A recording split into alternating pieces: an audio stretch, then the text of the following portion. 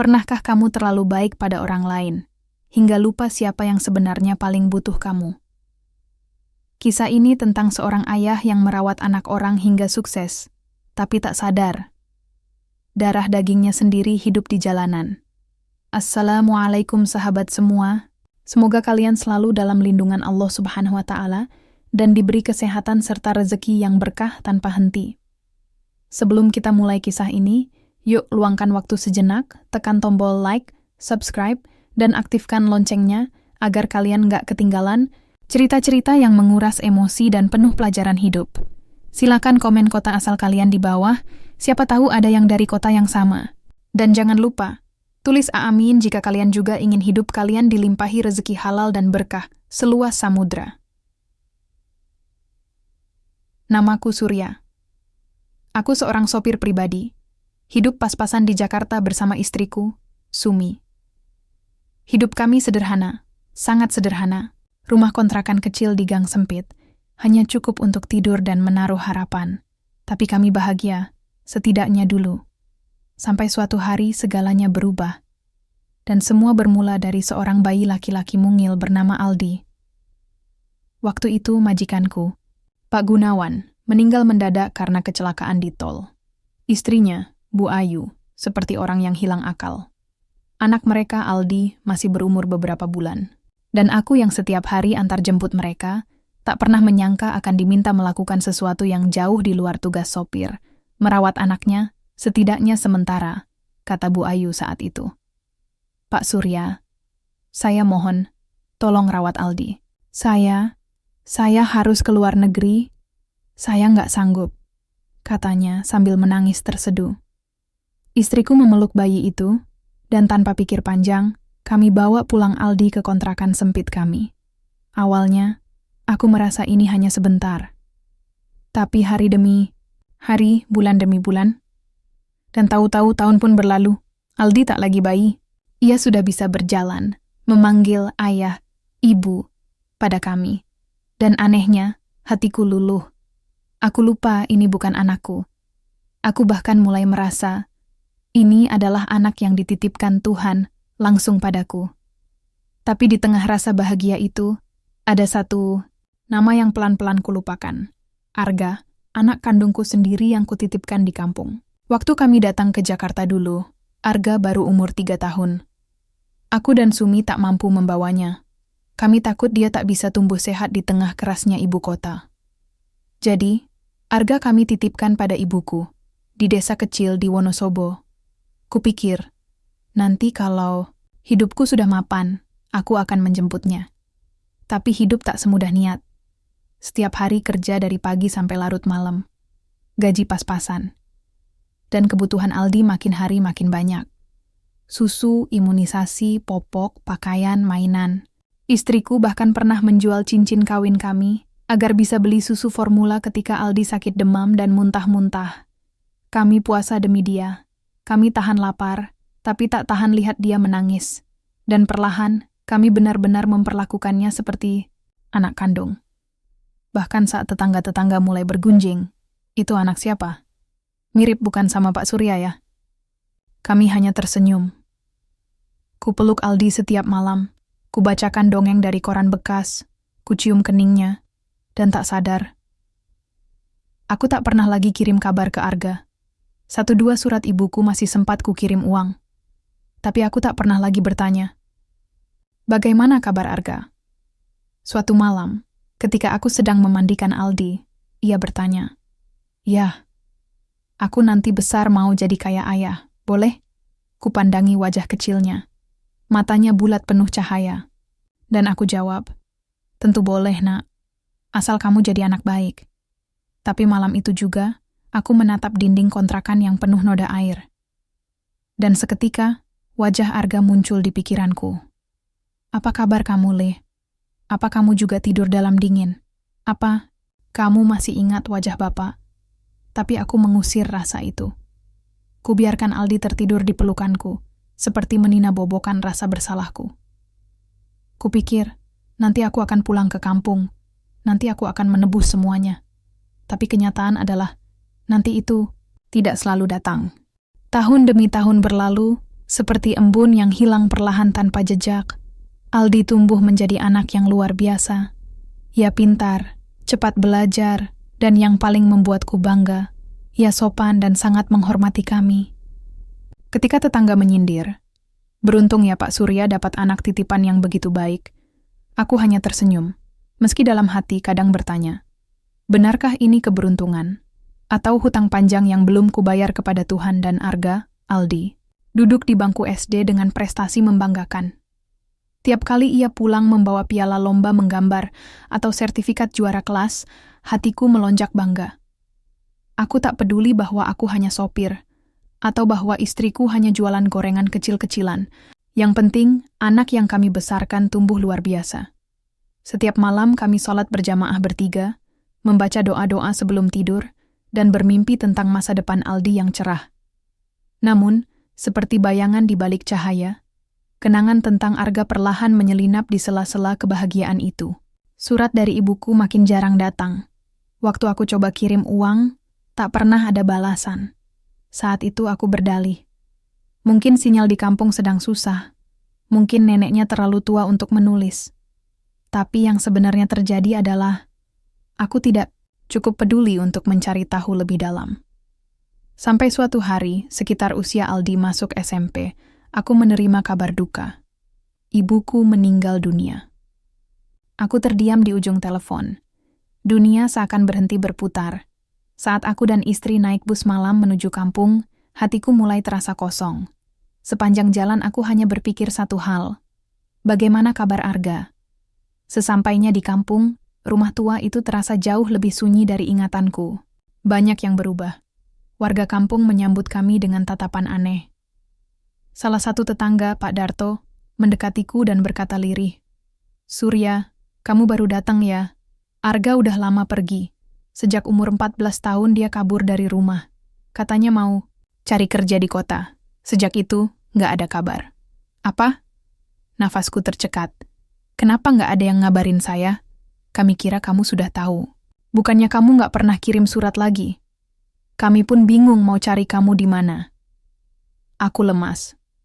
Aku menangis di makam ibuku, bukan hanya karena kehilangan beliau, tapi karena sadar, aku telah kehilangan anakku juga. Arga, anak kandungku, tak pernah benar-benar kuperjuangkan. Sementara anak orang lain kuangkat setinggi langit. Aku seperti menanam pohon yang bukan milikku, tapi membiarkan bibit asli milikku tertiup angin tanpa arah. Aku terdiam lama di dekat rumah peninggalan ibuku. Di dinding kayu usang itu masih tertempel gambar Arga kecil, dengan coretan tangan mungil, "Aku sayang Bapak." Gambar itu sudah pudar. Mungkin seperti rasa percaya Arga padaku, yang juga memudar sedikit demi sedikit. Malamnya aku tak bisa tidur. Istriku memelukku, tapi tubuhku menggigil seperti orang demam. "Mas, kita nggak tahu takdir. Tapi aku percaya, Arga anak baik.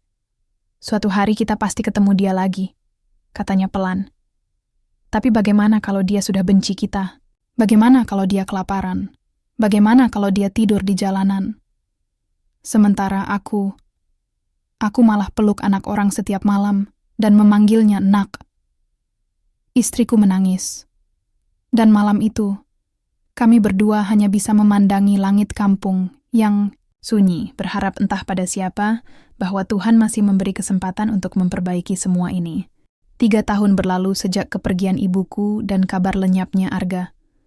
Aku dan istriku kembali ke Jakarta dengan harapan yang terus menipis. Meski kami berusaha mencari keberadaan Arga, tanya pada teman lama, menyebar kabar di media sosial, bahkan mencoba tanya ke panti sosial, semuanya nihil, seperti lenyap di telan malam. Sementara itu, Aldi tumbuh makin gemilang. Ia lulus SMA dengan beasiswa penuh.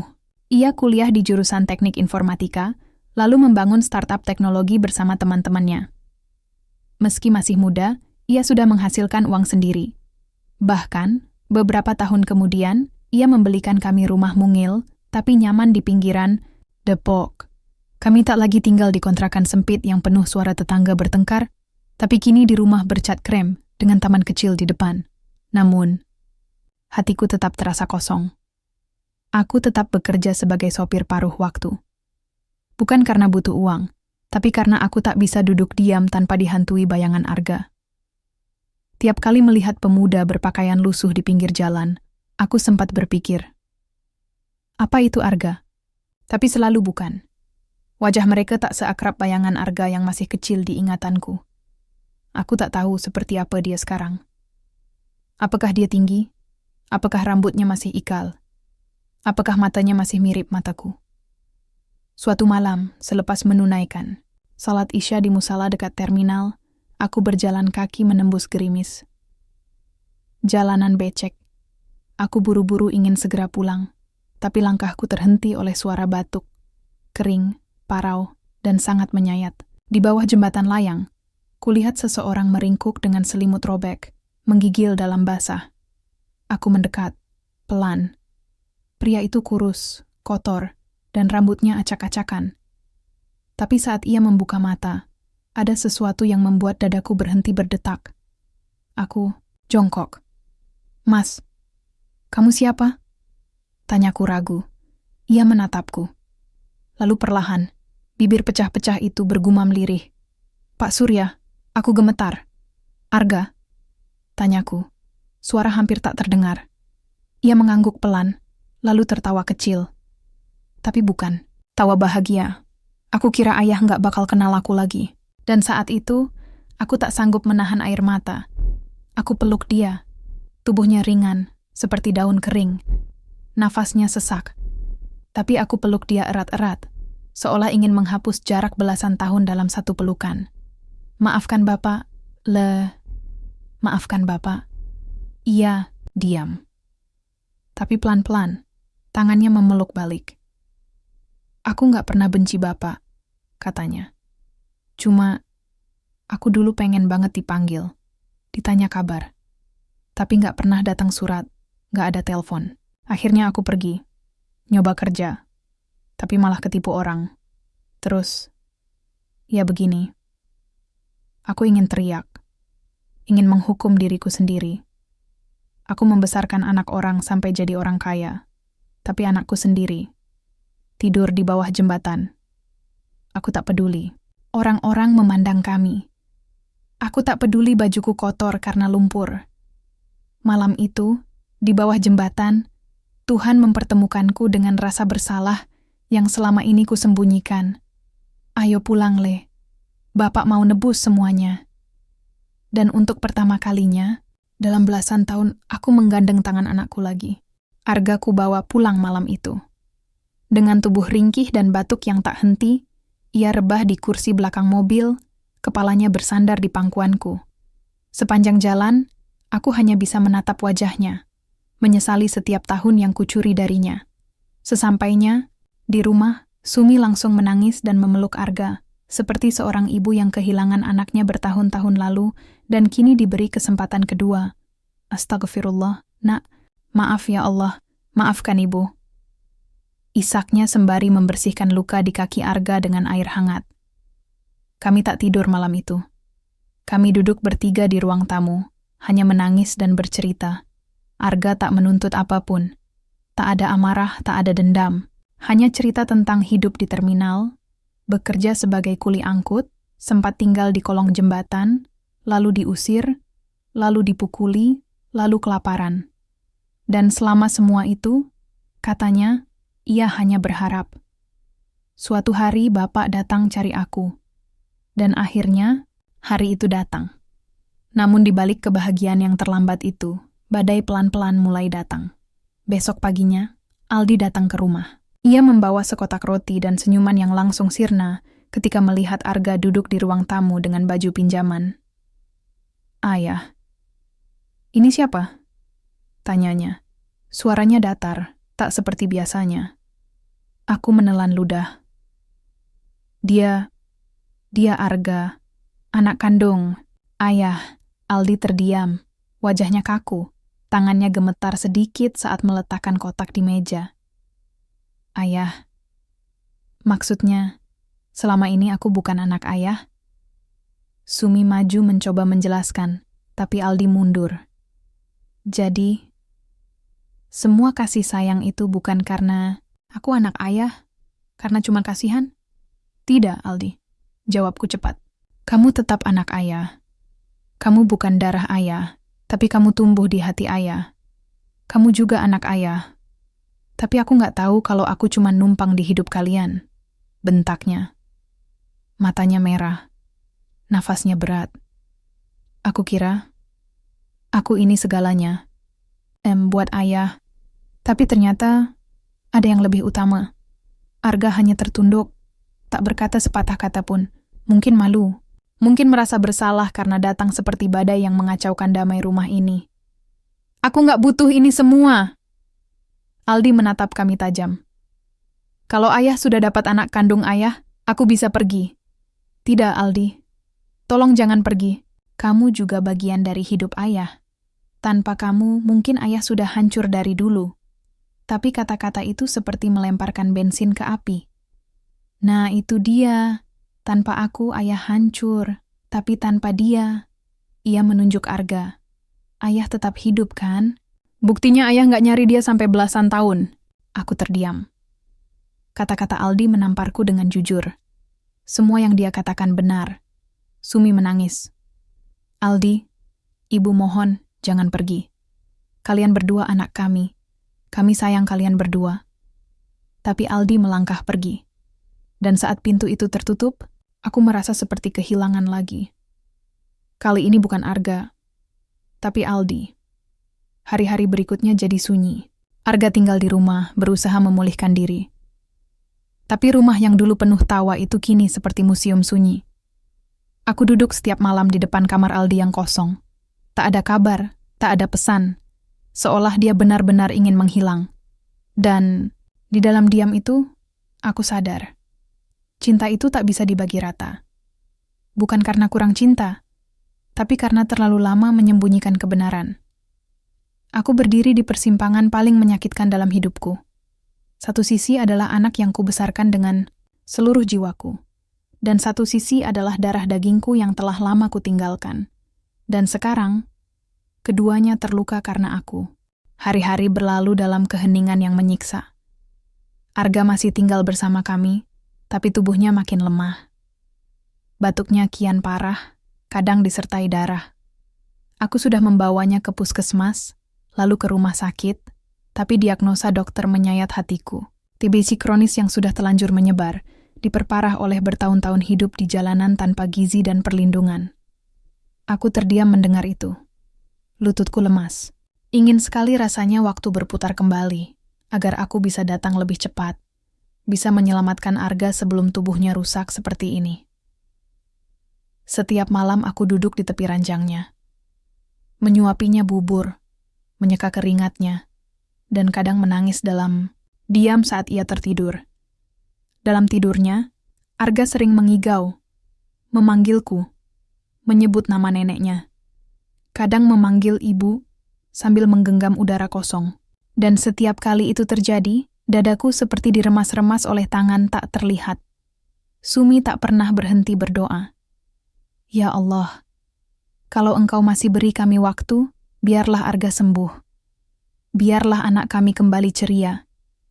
Lirihnya setiap sepertiga, malam. Namun waktu tak selalu berpihak. Suatu sore yang redup, saat matahari hampir tenggelam di balik jendela kamar yang terbuka sedikit, Arga memanggilku pelan. Pak, suaranya lirih, hampir tak terdengar. Aku mendekat cepat, memegang tangannya yang makin dingin. Aku cuma mau bilang, makasih, karena Bapak udah nyari aku, walau terlambat.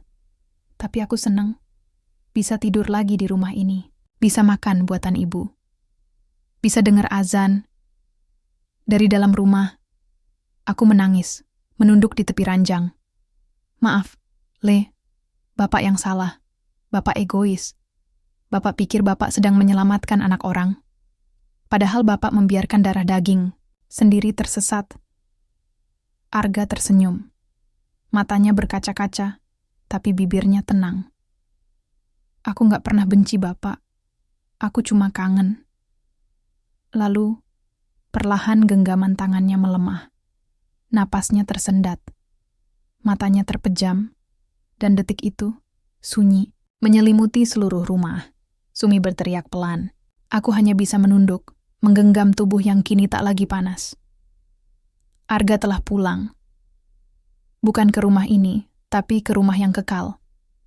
Ia meninggalkan kami dalam pelukan maaf yang belum sempat sempurna. Beberapa hari setelah pemakaman, Aldi datang. Ia berdiri lama di depan rumah sebelum akhirnya masuk dan memelukku erat. Lama, tanpa kata. Tapi air matanya tak berhenti mengalir. Maaf, ya, katanya akhirnya. Aku terlalu egois waktu itu. Tidak, nak. Kamu berhak marah. Bapak yang salah. Kami duduk bertiga, aku, Sumi, dan Aldi, di ruang tamu yang kini terasa lebih sepi. Tak ada Arga di sudut ruangan. Tapi ada kehadirannya di setiap dinding, setiap helaan napas, dan di setiap penyesalan yang tak akan pernah sepenuhnya hilang. Aldi mencium tangan ibunya, lalu menatapku.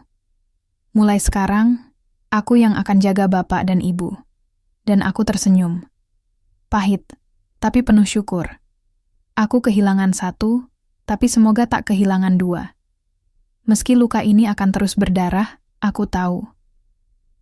Tuhan masih memberiku waktu untuk menebus, meski dengan sisa usia yang tak seberapa.